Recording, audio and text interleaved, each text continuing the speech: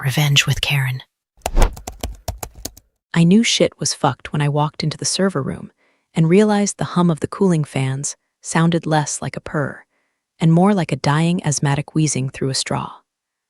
That room was my sanctuary, my church of the oscillating fan, my fortress of solitude, where I kept the financial heart of this god-forsaken company beating. They called me a senior systems analyst, which is corporate speak for the only person who knows where the bodies are buried and which wires to jiggle so 10,000 people don't riot. For 7 years, I've been the duct tape holding this titanic disaster together. I'm not your typical IT crowd. I don't own a Tesla, I don't drink kombucha, and I sure as hell don't microdose mushrooms to optimize my flow state. I'm a mechanic. My hands just happen to be covered in digital grease instead of 10W30. I run the payroll backend for a logistics giant that ships everything from plastic dog turds to insulin across the Midwest. If I call in sick, the truck drivers in Omaha don't get their overtime. And when truck drivers don't get their overtime, they start parking 18-wheelers on the CEO's lawn. So, I'm sitting there, staring at a command line that's blinking at me like an insolent teenager, nursing a cup of coffee that tastes like battery acid and regret. I just finished patching a memory leak that threatened to swallow the entire Midwest region's tax withholdings. It was a masterpiece of ugly code, a patch job that looked like a screen door on a submarine, but it held. It always held. Hey, look, before I get into how these suit-wearing vultures tried to turn my life into a grim country song, do me a solid. Smash that subscribe button and give this a like. It helps the algorithm know that you enjoy watching corporate train wrecks in slow motion. We're about to drive off a cliff, so buckle up. Okay, back to the grime. You have to understand the system. Management thinks it's this sleek, cloud-based, AI-driven marvel because that's what the sales brochure said when they bought the shell of it back in 2015. In reality, it's 3 raccoons in a trench coat fighting over a half-eaten bagel. It's a legacy SQL database from the Bush administration held together by my custom scripts, prayers, and pure spite. I call it the beast. Every 2 weeks, the beast wakes up hungry. It demands data from 42 different time tracking softwares, half of which haven't been updated since the iPhone 4 came out. It has to calculate shift differentials for union workers in Chicago, commission structures for sales sharks in Miami, and hazard pay for the guys working the chemical docks in Jersey. If a single decimal point is out of place, the beast chokes. And when the beast chokes, people miss rent. My job wasn't just running software. It was wrestling a muddy pig in the dark. I knew that the HR module in Denver had a glitch where it would randomly delete surnames, starting with MC, if the server load went above 80%. I knew that the warehouse in St. Louis uploaded their timesheets in a TXT format that was technically corrupt, but I wrote a parser to strip the garbage characters out at 3:00 a.m. every alternating Tuesday. Nobody told me to do that. Nobody paid me extra for that. I did it because I have this sickness called pride in my work, even if the work is shoveling digital manure. The office outside my server room was a different world. It was a sterilized purgatory of beige cubicles and fake smiles. You know the type. People walking around with $12 salads talking about synergy and circling back, while I'm in the back room practically holding 2 live wires together with my teeth. They looked at me like I was part of the furniture, slightly dusty, grumpy lamp that occasionally emitted profanity. Morning, Karen. The HR director, Linda, would chirp as she walked by. Linda smelled like expired vanilla body spray and desperation. Payroll looking good for Friday?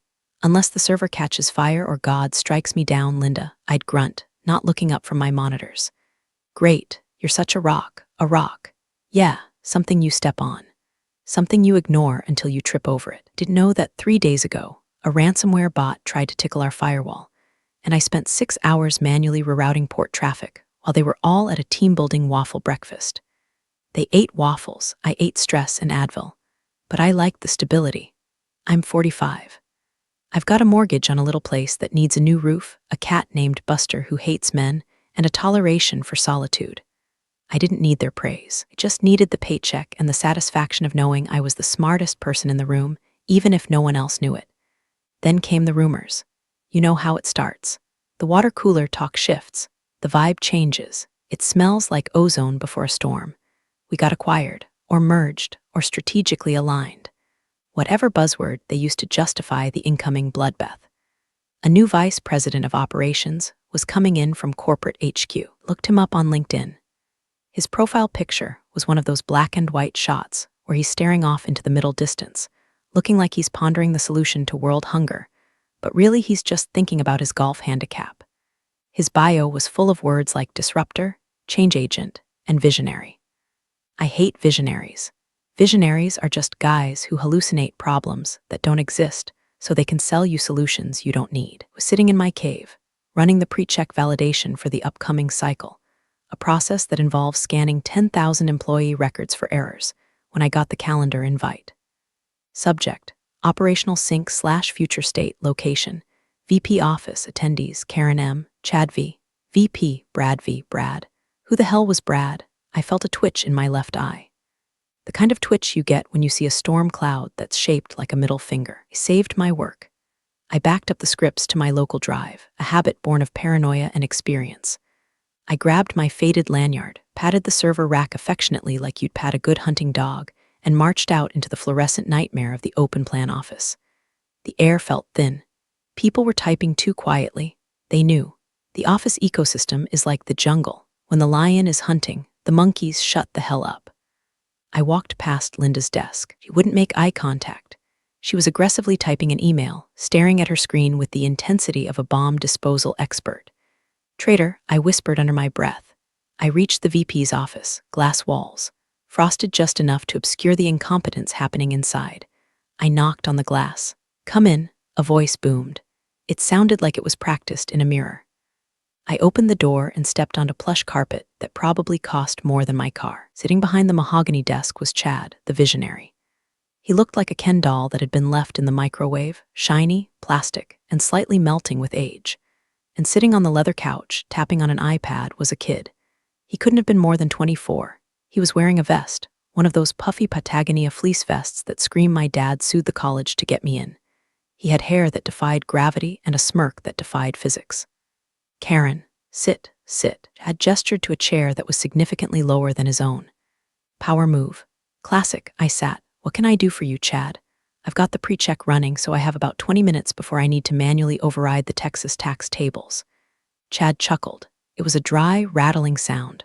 Always in the weeds, huh, Karen? That's what we love about you, the grit. It's not grit, it's maintenance, I said flatly. The system is old, Chad. It needs a babysitter.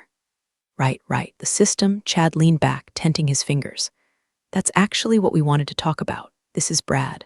The kid on the couch looked up. Sup, he said. Brad is he's our new operational efficiency consultant. Chad corrected himself quickly. Fresh out of his MBA program, top of his class. Online or accredited? I asked. I couldn't help it. The filter between my brain and my mouth had eroded years ago. Chad's smile tightened. Brad has been reviewing our workflow. He's identified some redundancies, I repeated. The word hung in the air like a fart in an elevator. Yeah, Brad piped up, standing up and walking over. He didn't walk, he sauntered. So I've been looking at what you do, the scripts, the SQL patches, it's all very 1999. It's 2024 and it works, I said, my grip on the chair armrest tightening. It pays 10,000 people. On time. Every time. But it's manual, Brad said, waving his hand dismissively. It's high friction. I've built a model that streamlines the whole ingestion process. A model? I asked. You built a payroll engine in 2 weeks, not an engine, Brad smirked. I use the existing data export feeds. I can run the whole allocation matrix. In Excel. I stared at him. For a long time. The silence stretched until it snapped. Excel, I said softly, going to run a multi-state, union-compliant, variable tax rate payroll for 10,000 employees. In a spreadsheet? With macros, Brad added as if that explained everything. It's super agile. I looked at Chad. Is this a joke? Am I being punked? Is Ashton Kutcher popping out of that fern? Chad's face went hard. We're pivoting to a lean methodology, Karen. We need to modernize your role, the legacy maintenance. It's just not in the budget for the next quarter. Handing the process over to Brad effective immediately. The words hit me like a bag of wet cement. Fired. Replaced by a spreadsheet and a haircut. You're firing me, I stated. We're letting you explore new opportunities, Chad corrected. Today is your last day. HR has your packet. I looked at Brad. He was already bored, scrolling on his phone. He had no idea. He thought payroll was just math. He didn't know it was warfare. The pay cycle runs on Friday, I said, my voice dangerously calm. Today is Tuesday. If you switch over now, we'll be fine, Brad interrupted. My macros are solid. I stood up. My knees popped. I felt a strange sensation washing over me. It wasn't sadness. It wasn't fear. It was the cold, dark liberation of a woman who just watched a man pull the pin on a grenade and stick it in his own pocket. Okay, I said. Okay, Chad. Okay, Brad. Please leave your badge at the desk, Chad said, already looking at his computer. I turned to the door. One thing, what? Chad sighed. When the beast gets hungry, I said, looking Brad dead in the eyes, don't feed it after midnight. What? Brad crinkled his nose. You'll figure it out, I smiled. It was a shark smile. Good luck on payday. I walked out. The air in the hallway felt different now. It didn't smell like ozone anymore. It smelled like gasoline. And I was the one walking away with the only lighter. Walk from the VP's office back to my desk felt like a funeral procession for common sense. My heels clicked on the linoleum, click, clack, click, clack, a metronome counting down to their destruction. I passed the hang in there. Cat poster in the break room. The cat looked like it wanted to let go. I knew the feeling, Kitty. I knew the feeling. My desk was an island of controlled chaos in a sea of corporate sterility. Dual monitors, mechanical keyboard that sounded like gunfire, and a stack of sticky notes that contained the Rosetta Stone of this company's financial survival. Error 404 on Gateway 7 equals reboot the secondary cache manually. Tim in accounting is a liar. Verify his inputs. I grabbed a cardboard box. I didn't pack much. A framed photo of Buster the cat. My lucky screwdriver set. A stash of emergency ibuprofen. My mug that said I'm here because you broke it. Brad, the Nepo baby prince of spreadsheets, hovered behind me. He was literally hovering, standing on his toes, trying to peek at my monitors before I shut them down. So, he said, popping a piece of gum, if you could just forward me any relevant passwords. For the handover, I stopped packing. I turned slowly. I looked at this kid who thought pivot tables were a personality trait. Relevant passwords, I repeated. Yeah, admin access. Database keys, the usual. It's in the documentation, I lied. There was no documentation. The documentation was a Word document from 2009 that just said good luck and a picture of a burning building. But I wasn't going to tell him that. Cool, cool, Brad nodded, clearly not listening. I'm gonna migrate the data tonight. My Excel model is gonna blow Chad's mind. It's got a dashboard with like traffic lights. Red for stop, green for pay. Traffic lights, I deadpanned. Revolutionary, I know, right? Visualizing the cash flow, that's the future. He was so confident. It was the confidence of a toddler running toward a swimming pool holding a toaster. He honestly believed that a complex relational database with 1 million dependencies could be replaced by VLOOKUP and conditional formatting. It was almost cute, in a horrific, Titanic sinking sort of way. Brad, I said, leaning in close, smelled his cologne, something aquatic and overpriced, like bottled disappointment. Do you know what a race condition is? Is that like diversity hiring? He asked, looking confused. No, Brad. It's when two threads try to write to the same memory location at the same time. The system panics. It usually results in zeroing out the transaction. Excel doesn't have threads, he scoffed. It has cells. Exactly, I whispered. I hit the power button on my tower. The fans spun. Hum died. The silence was deafening. That computer had been running for 400 days straight. Killing it felt like smothering a friend with a pillow. Well, I said, hoisting my box. It's all yours, Brad, the keys to the kingdom. Thanks, Karen, no hard feelings, right? Just business. Just business, I echoed. I walked toward the elevator. Heads popped up from cubicles like prairie dogs sensing a predator. They watched me go. Linda from HR stood in the hallway, holding a file folder like a shield. Karen, she said, her voice trembling slightly, we need your badge, and you need to sign the NDA and the severance agreement. I looked at the paperwork. Standard severance, 2 weeks plus a month if you sign a non-disparagement clause. I laughed. It was a bark of a laugh, harsh and jagged. I don't need to disparage you, Linda. Reality is going to do that for me. Give me the pen. I signed. Slapped the badge on her clipboard. It made a loud thwack that made her flinch. Escort her out, Chad's voice came from down the hall. He wasn't even looking at me. He was standing by the window, hands clasped behind his back, probably imagining he was Steve Jobs. Security was waiting. It was Paul, a guy I'd smoked cigarettes with on the loading dock for 5 years. He looked embarrassed. Sorry, Karen, Paul muttered, taking my elbow gently. Orders. It's okay, Paul. I said, do me a favor? Anything. Cash your check early on Friday. Like the minute the bank opens. Paul frowned. Why? Just trust me. Before noon, Paul, before noon. We walked through the lobby. The glass doors slid open, and the humidity of the summer hit me. It was thick and heavy, smelling of hot asphalt and exhaust. I walked to my 2012 car that I kept running with the same stubbornness I applied to the payroll server. I tossed my box in the passenger seat, climbed in, cranked the engine, and let the AC blast me in the face. I lit a Marlboro Red. The first drag tasted like freedom. The second drag tasted like revenge. I sat there for a minute, watching the building. It was a giant glass box full of people who thought they were important. They thought the lights stayed on because of electricity. They thought the checks cleared because of banks. They didn't know it was all held together by the sweat and anxiety of people like me. They had just fired the janitor. My phone buzzed. A text from a number I didn't save, but I knew was Brad's. Hey Kay, just loaded the master CSV into the sheet. It's lagging a bit. Is there a trick to make it faster? I stared at the screen. Lagging a bit. He probably just tried to load 10,000 rows of historical data into a pivot table on a laptop with 8 gigs of RAM. I didn't reply. I took another drag of my cigarette, exhaled a plume of gray smoke against the windshield, and put the truck in gear. Create a ticket, I said to the empty cab. I drove home. I stopped at the liquor store on the way, not for the cheap stuff.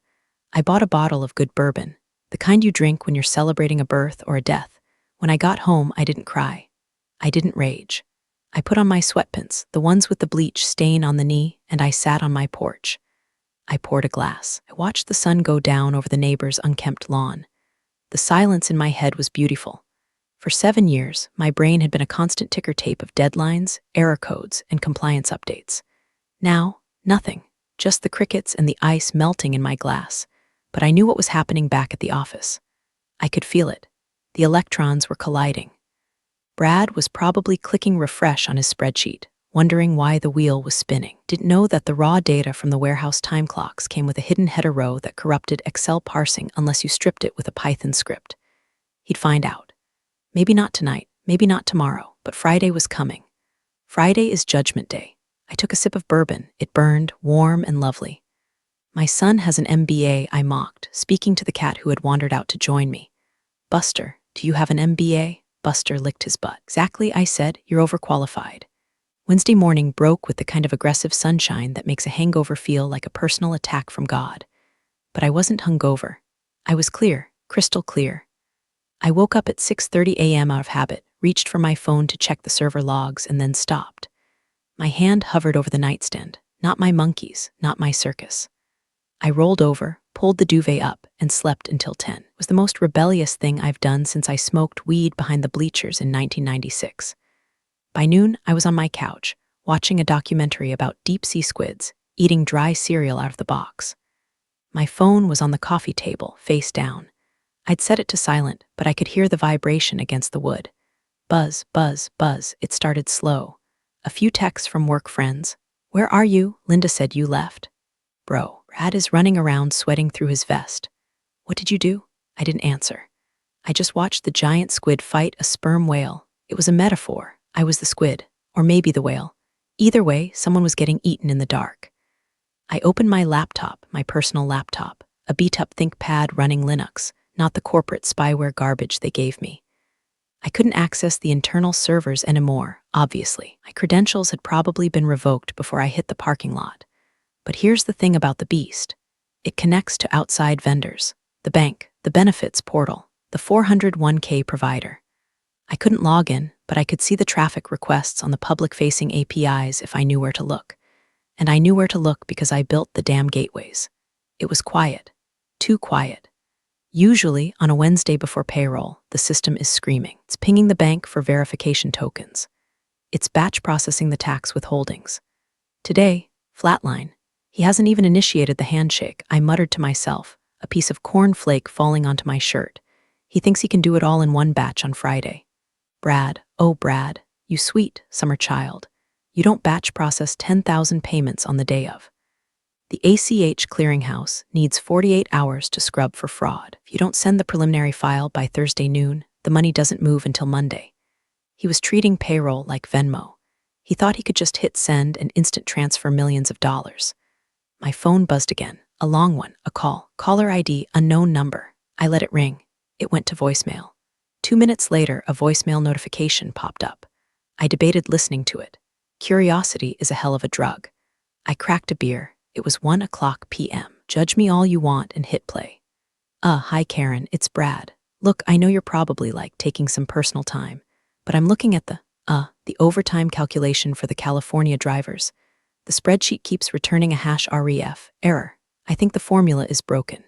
If you could just text me the logic you used, that would be super chill. Thanks. I laughed so hard I nearly choked on my beer. #ref error. California drivers didn't use standard overtime. They had a rolling 8-hour window based on state legislation from 2012. It wasn't a formula. It was a stored procedure in the SQL database that cross-referenced GPS logs with clock-in times. Brad was trying to calculate it in a cell. He was trying to fit an elephant into a carry-on bag. I didn't text him back. Thursday arrived. The tension in my living room was palpable, even though I was the only one there. I knew the timeline. Thursday, 10:00 a.m., the deadline for the finalized payroll file to be submitted to the controller for approval. Thursday, 12:00 p.m., the hard cutoff for the ACH bank transmission. At 10:15 a.m., my phone started having a seizure. Buzz, buzz, buzz, buzz, buzz. Texts from the office survivors group chat, which I was technically still in. Guys, why is the VP screaming in the conference room? Brad looks like he's gonna cry. Payroll isn't locked yet. I have a mortgage due on the 1st. I poured another coffee. I added a shot of whiskey, Irish coffee. It's a health drink. At 11:30 a.m., I got a text from Linda. Karen, please pick up. We have a question about the legacy system. It's urgent. I stared at the word legacy. That was the word they used to fire me. Legacy, outdated, redundant. Now the legacy is urgent, I whispered. I typed a reply. My thumb hovered over the send button. Have you tried asking Excel? No, too petty, I deleted it. Silence was louder. 12:00 p.m. came and went. The deadline passed. The ACH window was closed. I knew what that meant. Even if they fixed it right now, even if Jesus himself came down and debugged the spreadsheet, the direct deposits wouldn't hit on Friday morning. The electronic bridge was up. The drawbridge was raised. The money was stuck. I imagined the scene, realization dawning on them. The panic. The frantic calls to the bank, begging for an exception. The bank telling them, sorry, protocol is protocol. Brad standing there in his fleece vest, realizing that agile methodology doesn't work on federal banking regulations. I felt a pang of guilt, not for Brad, not for Chad, but for the guys on the dock, for Paul, for the single moms in customer service. They were going to wake up tomorrow with empty accounts. Then I remembered the meeting. Your role is redundant. My son has an MBA. If I fixed it now, they'd never learn. They'd think Brad pulled a miracle. They'd think I was just being dramatic. No, the lesson had to be complete. The house had to burn down so they would understand why they needed a fire extinguisher. I went to the kitchen and started making a sandwich. Ham and cheese, extra mustard. As I spread the mustard, I hummed a little tune. Closing time. My phone rang again. It was Chad's executive assistant. I silenced it. I took a bite of my sandwich. It tasted like justice. Spicy, yellow justice.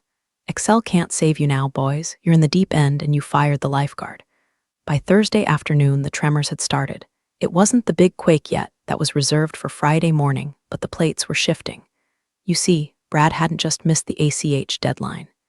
In his infinite wisdom, in his attempt to streamline the data, he had evidently tried to manually upload some files to the employee portal so people could at least see their pay stubs. A noble effort. A stupid, catastrophic effort. I got a screenshot forwarded to me from a friend in the warehouse, Big Tony. Yo, Karen, why does my pay stub say I worked 4,000 hours this week, and my net pay is negative $12,000? Did I rob the company? I zoomed in on the image. Brad had mixed up the columns. He had mapped the employee ID column to the hours worked column. I laughed until I wheezed. I sounded like a pack of Marlboros trying to start a lawnmower. It was a classic shift-left error. He deleted a column in Excel, and everything shifted over. Now, the system thought Tony, employee ID #4120, had worked 4,120 hours. And because the tax bracket formula went into a panic attack at that number, it withheld 150% of his soul. Then came the email blast. Someone leaked it to me. From Chad V, VP Operations, to all staff subject, payroll system update minor display glitch, Team, you may notice some anomalies on your pay stubs in the portal today. We are transitioning to a modern, high-efficiency payroll architecture. This is a display error only and does not reflect your actual deposit. Are working through some teething issues with the legacy data migration. Thanks for your patience as we innovate. Innovate. He used the word innovate to describe formatting a CSV file like a toddler finger painting with feces. Legacy data migration, I scoffed at my phone. You mean copy-paste. The gaslighting was incredible. They were blaming the legacy data. They were blaming my work. It wasn't that the new driver was drunk. It was that the old road was too curvy. Started getting LinkedIn notifications. Recruiters. Hey Karen, heard you're on the market. We need a COBOL expert. Karen, are you available for contract work? We have a burning server. News travels fast in IT. The systems admins at other companies talk. They sniff out blood in the water, they knew. If a payroll run fails at a major logistics firm, the vibrations travel through the network. I ignored them. I wasn't ready to work. I was busy watching the world. Thursday night was the calmest night of my life. Usually, Thursday night is the vigil. I stay up until 2 a.m. monitoring the batch processes, watching the green text scroll, waiting for the success flag. Tonight, I took a bubble bath. I don't even like bubble baths. I feel like I'm marinating in my own dirt, but I did it because I could. I poured a glass of wine, put on some Enya, don't judge me, and soaked. My phone was on the toilet lid. Face up this time. I wanted to see the desperation. 8:45 p.m. text from Brad. K, seriously. The tax tables for the stat aren't calculating city tax. Is there a hidden sheet? I unhid all rows, but I can't find the municipal codes. 9:12 p.m. text from Linda HR. Karen, we might need to contract you for a few hours. Consultation rate. Can we talk? 10:30 p.m. missed call from Chad. No voicemail. Was too proud to leave a voicemail. I sank lower into the bubbles. Municipal codes aren't in the sheet, Brad, I whispered to the steam. They're called via an API from the state government server, which requires an encrypted handshake key that is stored on a secure USB drive in my desk drawer. The one you probably threw in the trash. That key rotated every 30 days. It had rotated yesterday. Without that key, we're calculating taxes based on 0%. That's a federal crime. That's IRS agents with windbreakers territory. They weren't just incompetent, they were accidentally embezzling. I got out of the tub, dried off, and put on my favorite oversized t-shirt, the one with a picture of Danny DeVito eating a ham sandwich. It felt appropriate. I checked the weather for tomorrow. Thunderstorms, perfect. I went to bed. I slept like a baby. Baby who knows that the adults have lost the keys to the house and left the oven on. Tomorrow, 10,000 people wake up to empty bank accounts. Tomorrow, the innovation hits the fan. Friday morning, the day the eagle is supposed to shit. But today, the eagle was constipated. I woke up at 7 a.m. to the sound of my phone vibrating so hard it was slowly walking across the nightstand. It wasn't just texts anymore. It was social media. I opened Facebook. My feed, usually full of Minions memes from my aunt and photos of people's ugly dinners, was a wall of fire. Checking account empty. WTF at company name. My rent is due today. Where's my money? Anyone else not get paid? I'm at the gas station and my card declined. The warehouse workers were mobilizing. The union rep, a guy named Big Mike who has hands the size of honey hams, posted a video standing in front of the distribution center. No pay, no play, Mike growled into the camera. Trucks ain't moving until the money hits. This is breach of contract. A wildcat strike, in less than 8 hours since the deposits failed. I turned on the local news while I made coffee, and there it was. A ticker at the bottom of the screen, logistics giant faces payroll glitch, union threatens walkout. Glitch. They were still calling it a glitch. Glitch is when your video game freezes. This was systemic organ failure. My phone rang. It was Paul from security. I picked up. Karen, his voice was hushed. It's a war zone here. Did you cash your check, Paul? Yeah, Tuesday, like you said. I'm the only guard who isn't threatening to quit.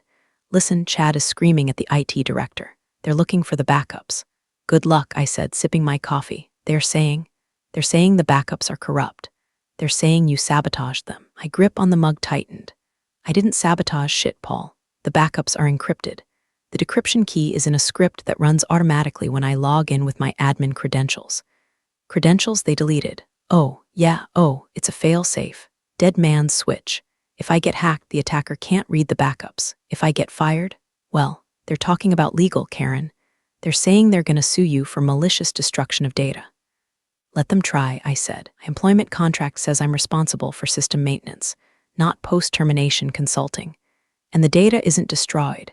It's just locked in a box and they threw away the key. Brad is crying, Paul added, like actual tears. In the break room, good. Salt water is good for the complexion.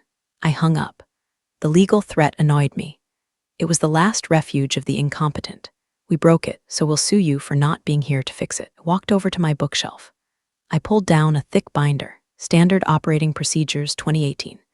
I had written it years ago. It was outdated, sure, but it had the core architecture diagrams. I flipped through it. I could fix this. I could walk in there, type 6 lines of code, restore the SQL state from Tuesday, and force push the ACH file. The bank would charge a massive rush fee, but people would get paid by Saturday morning. But why should I? Replaced me with a spreadsheet. They insulted my life's work. They endangered the livelihoods of 10,000 families because they wanted to save a senior salary and pay a 24-year-old MBA peanuts. If I saved them now, they'd learn nothing. They'd say, see, it was just a hiccup. Brad would keep his job. Chad would get his bonus. No, they needed to feel the heat. They needed to smell the burning plastic. I got an email on my personal account. Not from Chad, from the legal department. Subject, immediate demand for access, Miss Last Name. It has come to our attention that you have withheld critical encryption keys. We demand immediate release of said keys, or we will seek injunctive relief. I didn't reply. I forwarded the email to my lawyer, a guy named Saul, no, really, who operates out of a strip mall next to a vape shop. Saul is a pit bull in a cheap suit. He lives for this. I texted Saul, sick am. I went to the fridge. I was out of creamer. Guess I have to go to the store, I told the cat. I drove to the grocery store. I took my time. I walked down the aisles, squeezing avocados. I saw a woman in a company uniform, one of our drivers, staring at a package of diapers. She put them back on the shelf. My heart broke. That was real. That was the collateral damage of Chad's ego. I walked up to her. I didn't know her name. Hey, I said, here. Handed her a $50 bill.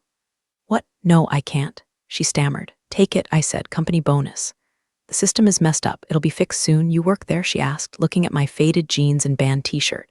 Used to, I said. I'm the one they fired so they could afford the incompetence.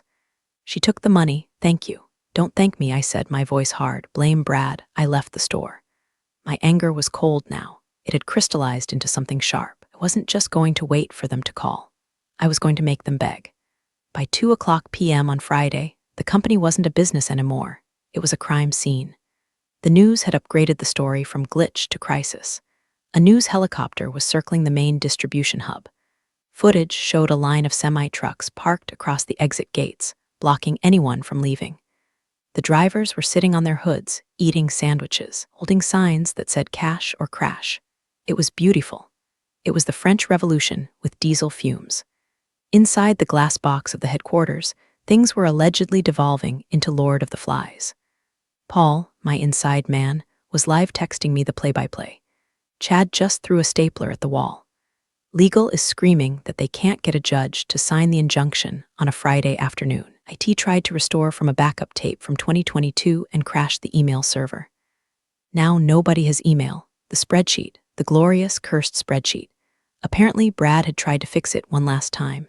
He tried to run a macro to reverse the tax errors, but because the file was now 500 megabytes of bloated XML garbage, it froze his laptop. He force quit. The file corrupted. Not just the data, the file itself. Payroll Master Final v3 Real XLSX was now a 0 KB ghost. He had no backup because the cloud was supposed to save it, but he hadn't synced it. The entire payroll record for the pay period was gone, vaporized. At 3:00 p.m., my phone rang. It wasn't Chad. It wasn't Linda. It was the CEO, James R. Sterling. I'd met him once, 5 years ago, at a Christmas party. He asked me to fix the Wi-Fi on his phone. That was the extent of our relationship. I let it ring. Ring, ring, ring. I stared at the name, James R. Sterling. I let it go to voicemail, power move. You don't pick up the first time, you let them sweat. You let them wonder if you're dead or in Mexico or just sitting on your couch laughing at them. I waited 5 minutes. Then I listened to the voicemail, Miss Miller. This is James Sterling. We have a situation. I've been briefed on the transition issues. Need to resolve this. Today, name your terms. Please call me back. Transition issues, resolve, name your terms, there it was. The white flag, but I wasn't done. They needed to understand that this wasn't a negotiation about money. This was an exorcism. I didn't call him back. Instead, I poured another cup of coffee and opened my laptop. I logged into my encrypted personal cloud. I pulled up the doomsday script. It was a simple script. Wrote it 3 years ago when they denied my raise. It doesn't destroy data. It just verifies it. It runs a checksum on the entire database structure and rebuilds the indexes. It's the digital equivalent of untangling a ball of yarn. But only I could run it, and only I knew the password to the tunnel. At 3:30 p.m., my doorbell rang. I looked out the peephole. It was a courier, holding a thick envelope. I opened the door. Delivery for Karen Miller, that's me. He handed me the envelope. Urgent. Sign here, I signed. I tore it open. It was a contract, a consulting agreement. Rate $500/hour, duration indefinite. Scope payroll system restoration. It was an insult. $500 an hour, that's what they pay the lawyers to threaten me. They thought they could buy me off with pocket change. I walked to my kitchen, grabbed a Sharpie, and wrote across the front page in big black letters, no. Took a picture of it. I texted it to Chad. 1 minute later, Chad called. I answered. Karen, he sounded breathless, like he'd been running or crying. Hello, Chad, we sent the contract. Did you see it? $500 an hour. That's double your old rate. I don't have an old rate, Chad. I'm unemployed. I'm a private citizen enjoying her Friday. Karen, please, the trucks aren't moving. The stock is down 4% in 2 hours. The board is eating me alive. How's Brad? I asked. How's the Excel wizard? Brad is relieved of his duties, Chad said, his voice tight. Relieved or fired? Step aside. Not good enough, I said. And neither is the money. What do you want? Chad screamed. It was a raw, primal sound. Just tell me what you want. I want the CEO, I said on speaker. In 5 minutes. He's in a meeting with the bank. Pull him out, or I go back to watching Shark Tank. I hung up. I lit a cigarette. My hands were shaking. Not from fear, from adrenaline. This was it. The moment where the mechanic tells the race car driver that the engine doesn't start without the key, and she swallowed the key. I waited. The clock ticked. 3:45 p.m. 3:50 p.m. The phone rang. James R. Sterling. I slid the icon to answer. This is Karen. Miss Miller, the CEO's voice was smooth, practiced, but I could hear the tightness in his jaw from 3 miles away. I'm on with Chad and Linda from legal. Hi, James, I said. I didn't call him Mr. Sterling. We were peers now. Actually, no, I was above him. I was the supplier and he was the desperate junkie. We need the payroll system back online, immediately. We understand there were errors in the transition to the new process. You mean when you fired me and let a toddler play with a loaded gun? I asked, examining my fingernails. Silence on the line. Then a throat clearing. Acknowledged that the implementation of the manual spreadsheet model was premature.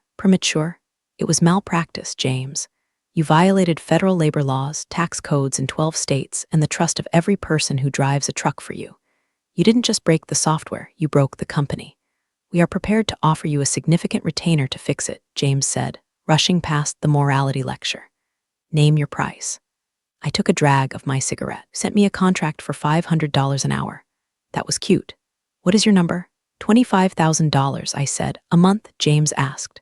For this weekend, I corrected. Paid upfront. Wire transfer before I touch a keyboard. Choking sounds from the other end, that's extortion. Linda squeaked. No, Linda, extortion is threatening to sue a fired employee for your own incompetence. This is consulting. Specialized emergency consulting. Hazard pay. Fine, James said immediately. Done. $25,000. Wired today. I'm not finished, I said. What else? James sounded tired. I want a new contract. 1 year guaranteed, triple my previous salary. And I report directly to the CIO, not operations. I'm done with Chad. Done, James said. Chad can restructure, and one more thing. Yes, I want a written apology. From Chad and Brad. Sent to the entire company, admitting that the delay was caused by management error and the removal of critical IT personnel. And I want it posted on the internet. Karen, we can't. Chad started. Shut up, Chad, James snapped. We'll do it. Good, I said. Send the wire. Send the contract. When the money hits my account, I'll start the car. How long will it take to fix? James asked. If Brad hasn't deleted the master logs, 6 hours. If he has, 12. He might have deleted some things. Chad mumbled. 12 hours then. Plus the bank processing time. I can get the file to the Fed by Saturday morning. People get paid Monday. Monday, James exhaled. Okay, Monday is acceptable. It prevents the lawsuit. Pleasure doing business with you, I said. I hung up. I sat there for a moment, staring at the phone. $25,000 for a weekend. Triple salary. The utter humiliation of my enemies. I should have felt elated. I should have been dancing on the coffee table. But mostly, I just felt tired. It shouldn't have come to this. It shouldn't take a disaster for people to respect the person who keeps the lights on. I looked at my computer. The doomsday script was waiting. Ding, my banking app notification. Incoming wire transfer, $25,000 and 0 cents. I stood up. I went to the bathroom and washed my face. I looked in the mirror. It looked like a woman who had just survived a war. Dark circles, messy hair, cigarette ash on my shirt. Time to go to work, I told my reflection. I put on a clean shirt. I grabbed my keys. I grabbed my lucky screwdriver. I walked out to the truck. The air smelled of rain. I drove back to the office. The sun was setting, casting long, bloody shadows across the parking lot. The picket line was still there. The drivers saw my truck. Some of them recognized me. I must have told them. They parted ways. One guy, a massive bearded dude holding a sign that said, "Where's my rent?" gave me a thumbs up. I drove through the gates. I parked in the VP's spot, because why the hell not? I walked into the lobby. Paul was there. He grinned. "Welcome back, Cotter," he said. "Paul," I nodded. "Is the coffee fresh? Made a new pot just for you." I took the elevator up. The doors opened. The office was quiet now. Most of the staff had fled. The lights in the conference room were on. I walked in. Chad was sitting at the head of the table, head in his hands. Brad was in the corner, staring at the floor. James, the CEO, was standing by the window. They all looked up. I didn't say hello. I didn't smile.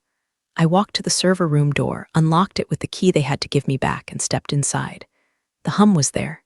The fans. The heat. "Hello, beast," I whispered.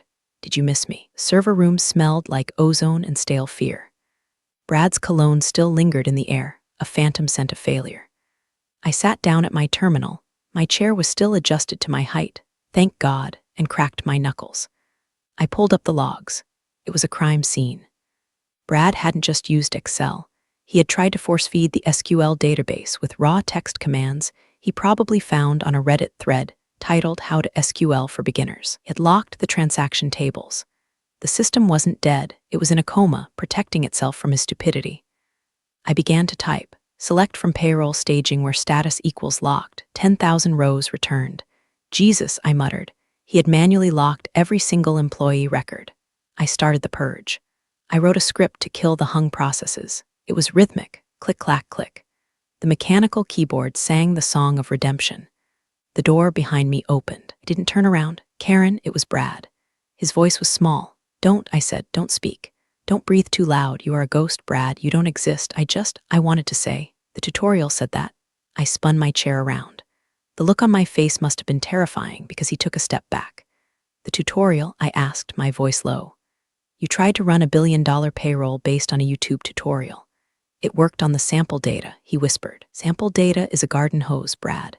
Production data is a fire hose. You tried to drink from the fire hose and you drowned us all." I turned back to the screen. "Get out of my church." He left. I worked. Hour 1, hour 2. I restored the tax tables from the backup I kept on my encrypted partition. I reran the logic checks. Green text started to flow across the screen. Verifying employee ID 0001. Okay. Verifying employee ID 0002. Okay, it was beautiful. It was the digital heartbeat returning. At hour 4, Chad came in. He brought me a coffee, a peace offering. "How's it looking?" he asked, trying to sound authoritative but failing. "The patient will live," I said, not taking the coffee. "But she's gonna have a limp." Meaning I have to manually reconcile the time clock differentials for the last 3 days. Brad's spreadsheet erased the overtime flags. Have to rebuild them based on the door swipe logs. "Can you do it?" "I'm Karen," I said. "I can do anything except tolerate fools." "Yes, I can do it. James is asking for an ETA. Tell James I'll have the ACH file ready by 2:00 a.m. He needs to wake up the bank president." Chad nodded. He looked older than he did on Tuesday. "Karen, save it, Chad. Read the apology letter you're going to write. Make sure you spell incompetence correctly." Walked away. I put my headphones on. AC/DC highway to hell. I entered the flow state. The code was flying now. I was stitching the wounds, bypassing the corrupted sectors, rerouting the data streams. I felt like I was welding underwater. By 1:30 a.m., the file was ready. Payroll export final actually final dat. I ran the checksum. It matched. I hit the transmit button. A progress bar appeared, connecting to Federal Reserve Gateway. Authenticating, transmitting, I held my breath. This was the choke point. If the bank rejected the handshake because the keys were out of sync, transmission complete. Batch ID, #992,810. I exhaled, a long, shaky breath. The money was moving. It was flying through the fiber optic cables, bouncing off satellites, diving into servers. 10,000 bank accounts were about to get a pending deposit notification. Slumped back in my chair, my back hurt, my eyes burned, I needed a cigarette. I stood up and walked out of the server room. The conference room was empty except for James. He was asleep in a chair, his tie undone. "It's done," I said. He jerked awake. "What? It's done?" "The money is at the bank." He looked at his watch. 1:45 a.m., you beat the estimate. "Under promise, over deliver," I said. "That's what actual professionals do." James stood up.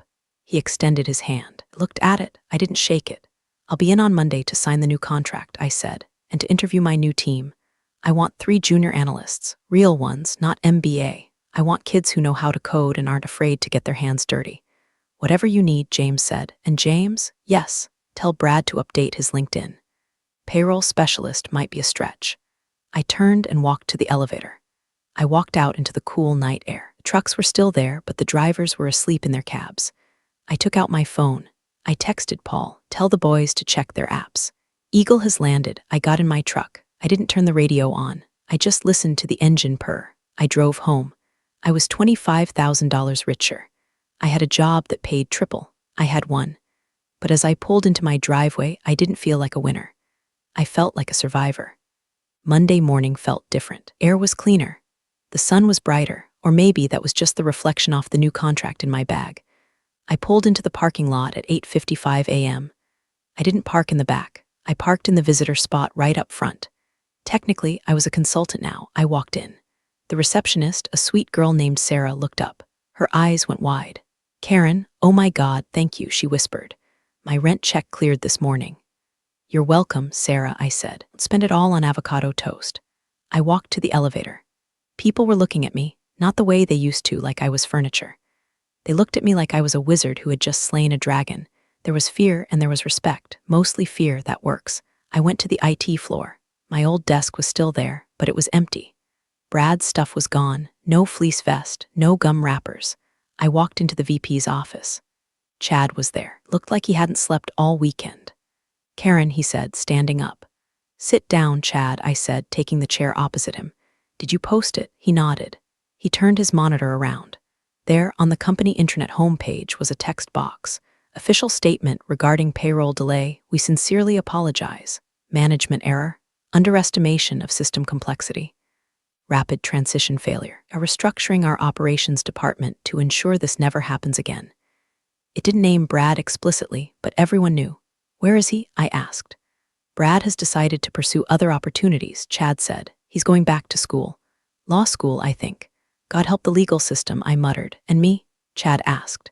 "James said I report to you on technical infrastructure now." "That's right," I said.